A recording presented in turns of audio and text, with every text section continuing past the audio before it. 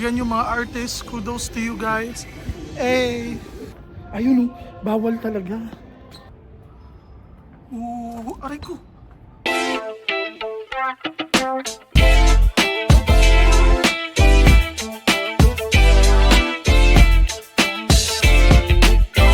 Feeling ko mamaya na natin pupuntahan yan kasi I don't think it's going to be very pleasant. So, parang nakakatakot siya. I'm pretty sure na meron din akong ticket para dyan. Kasi kanina nakita natin may Magic Castle. So ito pala yung Magic Castle nila. Akala ko parang pambata yung Magic Castle. Pero parang kakaiba pala. So ito pa yung isang side niya na parang pwede ka din atang pumasok. Hello. Pwede ka din atang pumasok dito. Sa entrance na yan. Or yan ba yung exit? Hindi ko alam. Tingnan nyo guys.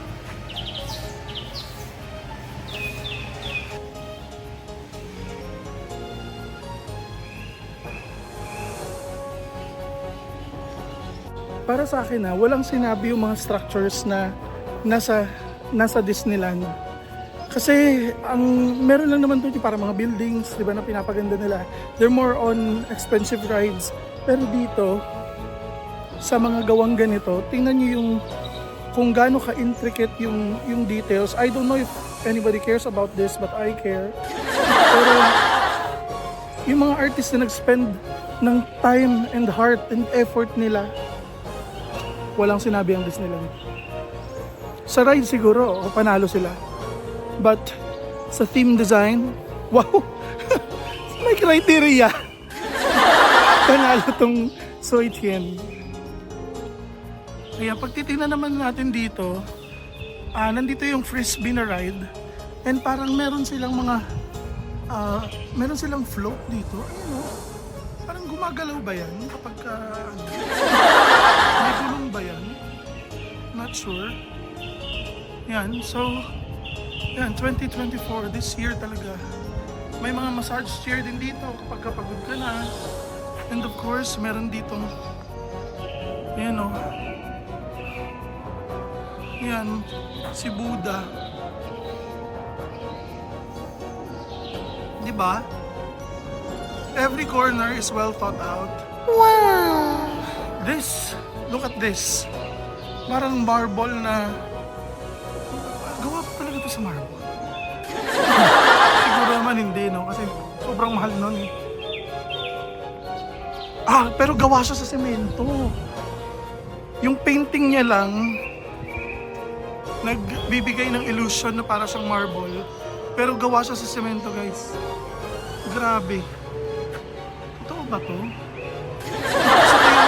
Sa kanilang anong tawag dun? Pendulum. Wala pa namang sumasakay. Paano pag gusto kong sumakay? Ako lang mag-isa, papaandarin niya lang. Kasi konti lang talaga yung tao dito.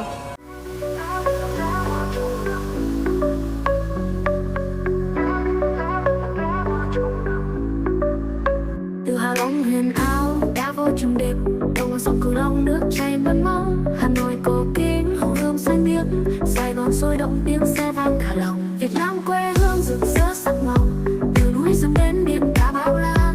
Mỗi con đường, mỗi câu chuyện đều mang trong mình tình yêu vô tận. Việt Nam, miền đất cô lòng nhân ái, từ cánh đồng lúa đến rừng tràm xanh. Mỗi ngôi làng, mỗi dòng sông là nơi tâm hồn ta luôn hướng về.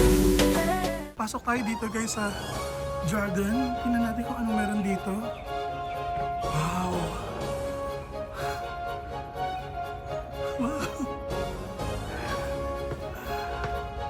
Anong oras na hindi pa rin tayo nakaka-ride? Sa oras na tayo nakaka. But it's okay. Aray ko! What? Oh my gosh. Tingnan nyo.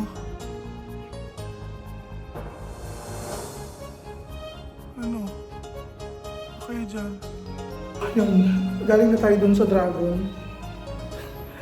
Hindi talaga maubos ang pagkaka-impress ko dito guys. Tapos na tayo dun sa sa Dragon. Sobrang ganda niya talaga. Yun yung sinasabi ko. Talo talaga Disneyland sa ano dito. Sa mga structure nila. Pero rides, syempre, ibang level naman yun. High-end yun eh. Tinan yung nasa harap ko. Ito yung nasa harap ko guys. Para siyang Chinese themed restaurant. Medyo nakakatakot no, na parang kanina pa ako naglalakad tapos ako lang mag-isa dito. Parang ang eerie ng feeling na ini-imagine ko na dapat mas maraming tao dito. Pero ako lang talaga mag-isa. Alam mo yun, yung kahit sana may kahit dalawang table man lang may kumakain. But I guess non-peak season and it's a Tuesday kasi kaya siguro ganun. Eto na naman, nakikita nyo ba yung nasa dulo? Yung ina-approach natin, alam ko na naman na mapapanganga na naman ako dito. Anlinga nga dito guys. Tingnan natin ha. Eto, tingnan nyo.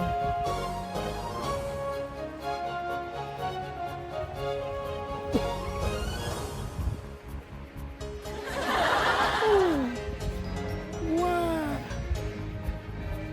Sabi ko sa inyo, ang liwaw eh.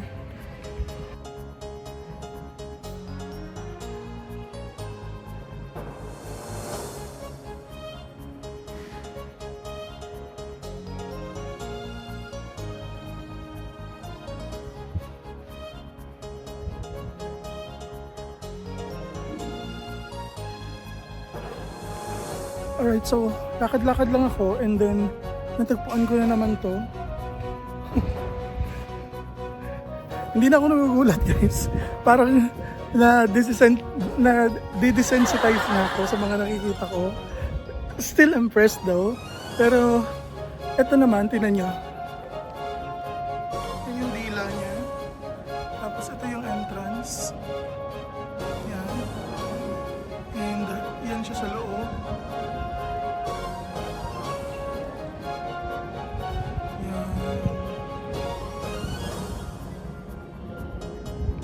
Titingnan ko lang yung bungad niya pero hindi na ako papasok kasi feeling ko bawal lang sapatos eh. Kasi so ang ganda niya kasi. Ayan. So ito pala yung nasa loob niya.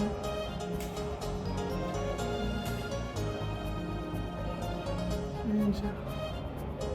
May babae. Pati na naman natin dito. Ayun, bawal talaga. Oh, see? Buti na lang hindi ako pumasok. Kasi ganito sila dito.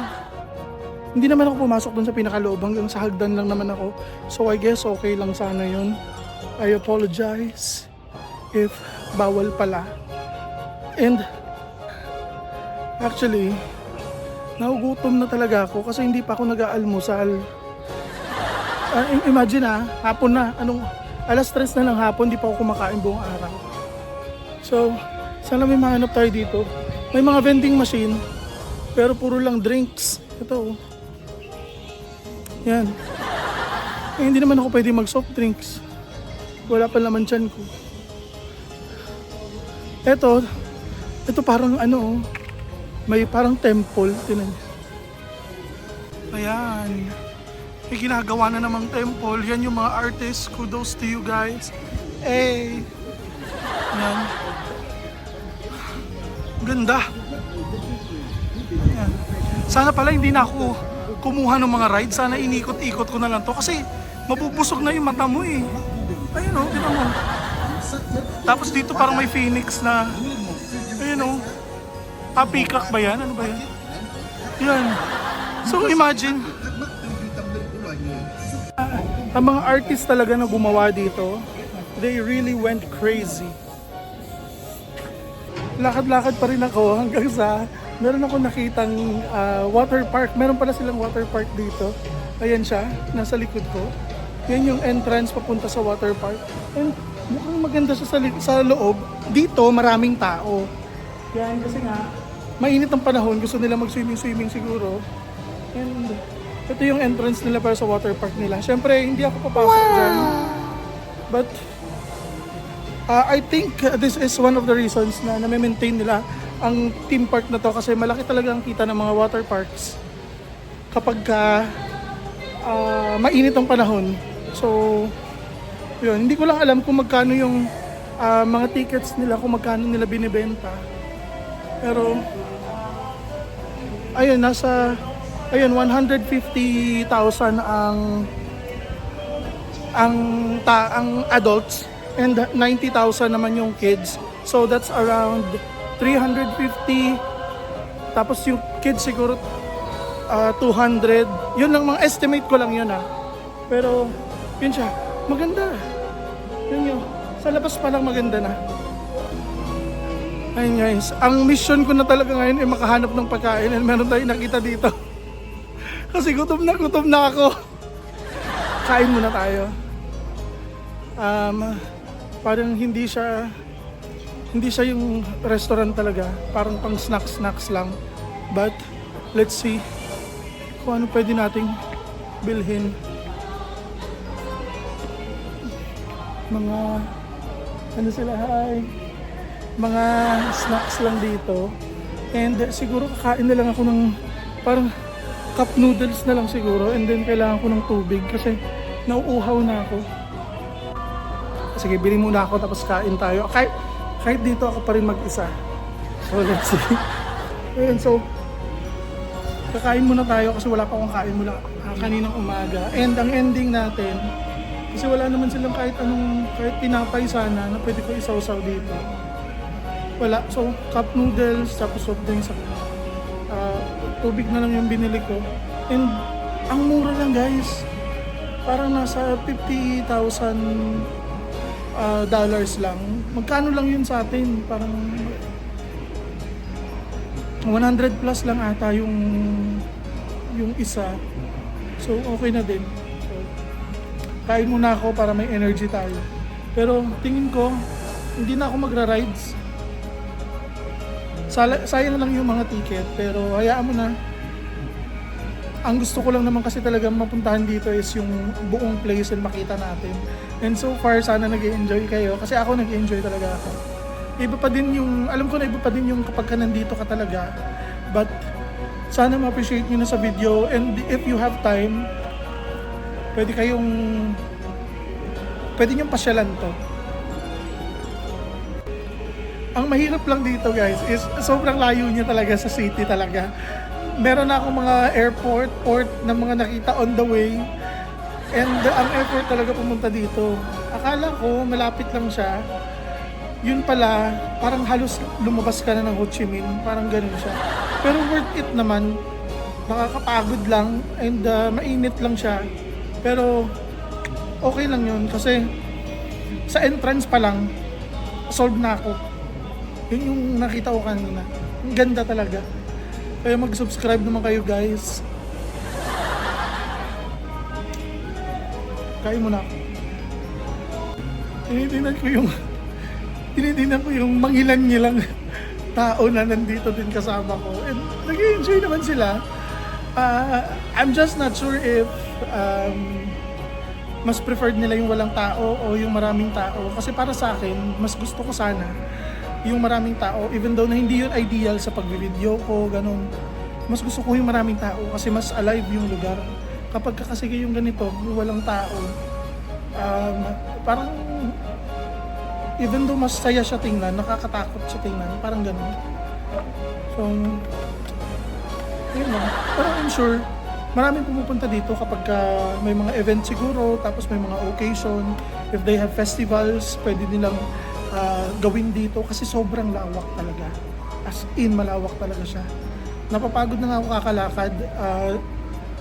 Siguro yung itatry ko lang mamaya is yung Magic Castle, yung Hogwarts.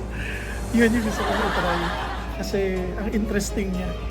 But let's see what's inside. Sana pwedeng mag-video, pero if hindi, share ko na lang sa inyo yung kwento kung ano bang meron doon. Sige na, kain muna ako.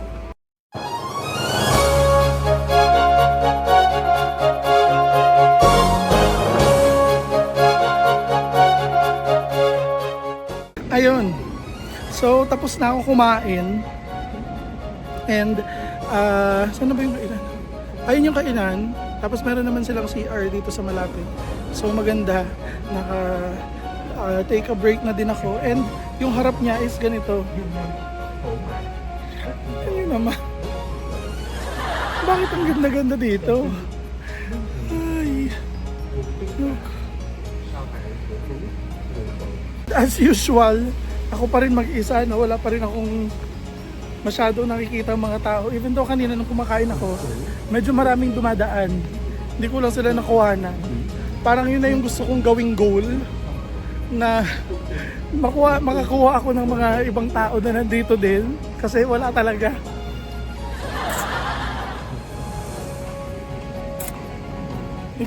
Pakugali. Yeah. So, balik na tayo and siguro ngayon gusto ko nang itry yung Magic Castle kasi parang interesting nun. Sana matakot tayo, sana wag naman masyado. So let's go. Balik tayo dun sa Magic Castle. Medyo malayo siya mula dun sa pinagkainan ko, but it's okay. Nakapagpahinga naman ako. Yan ulit yung water park. Yun. So tara, puntahan na natin yun.